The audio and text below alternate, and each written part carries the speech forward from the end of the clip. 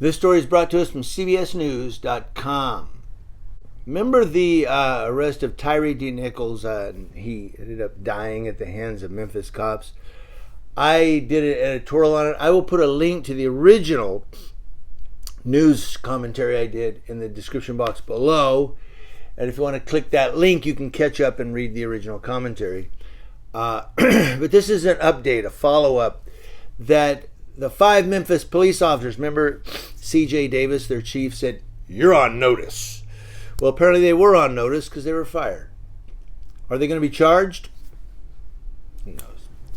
But 5 Memphis police officers who were involved in the arrest of Tyre D Nichols, who died 3 days after the traffic stop, have been fired. C.J. Davis, the police chief, says the 5 officers were dismissed following an internal investigation, which determined that they violated multiple department policies, including excessive force, duty to intervene, and duty to render aid. Now, this qualified immunity thing is going to be like, well, even though they're getting fired, it was in the course of their job, and they, come on. Are they going to get charged? That's all I want to know, really. But the 5 officers were identified by the department as Tadarius Bean, Demetrius Haley, Emmett Martin III, Desmond Mills Jr., and Justin Smith are your 5. Now, remember, there was a confrontation on January 7th, and 29-year-old Tyre D Nichols, who is black, was arrested after officers stopped him for reckless driving. Remember that one? And then there was a confrontation when they approached him. He complained of shortness of breath and was hospitalized.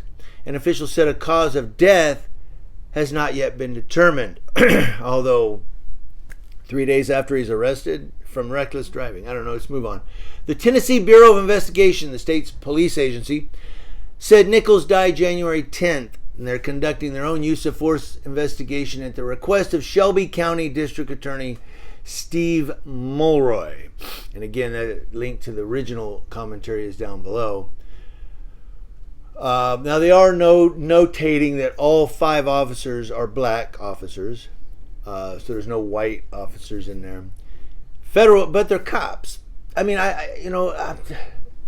some people are going to question why I'm bringing up race, just because, if that was a white guy with a nice dress shirt and nice slacks who was doing reckless driving, they would have treated him a whole different way in arresting him.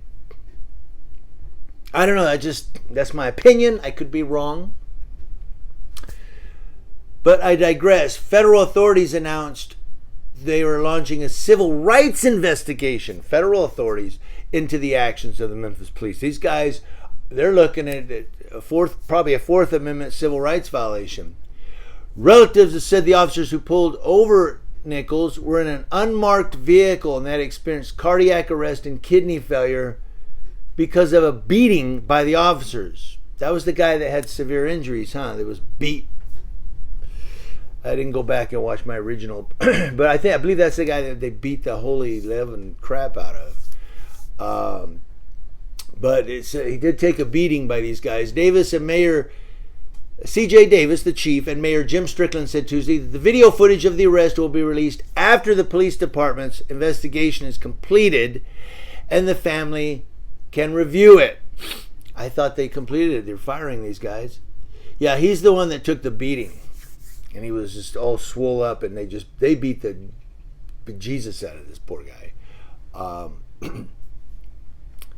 Now, it says after initially declining comment on the Justice Department's investigation, the city of Memphis sent out a statement saying it will fully cooperate with the federal agencies conducting the probe. You don't have a choice. I love when they say, we're fully cooperating. You don't have a choice.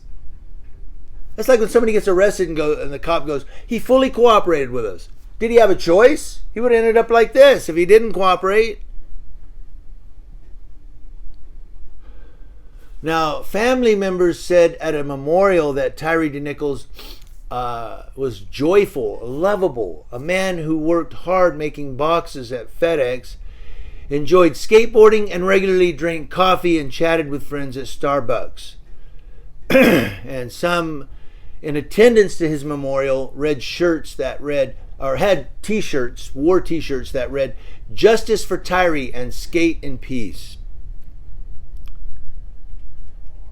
Relatives said Nichols was from California but moved to Memphis about a year ago. He had 2 brothers and a sister.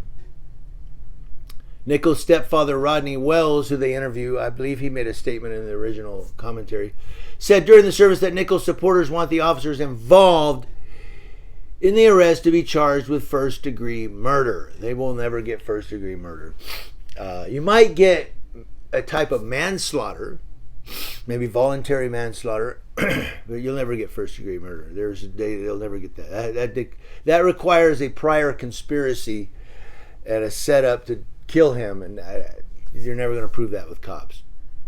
But Rodney Wells did say we're not going down without a fight. That's what we need to do. We need to fight these cops who are violating the department policy, who are violating people's civil rights, and the leaders who are supporting it or condoning it or complicit. These other cops that turn their heads and don't say anything, they need to be looked at too. They really do. So as long as departments allow departmental violations that also include civil rights violations, we're going to continue to talk about you.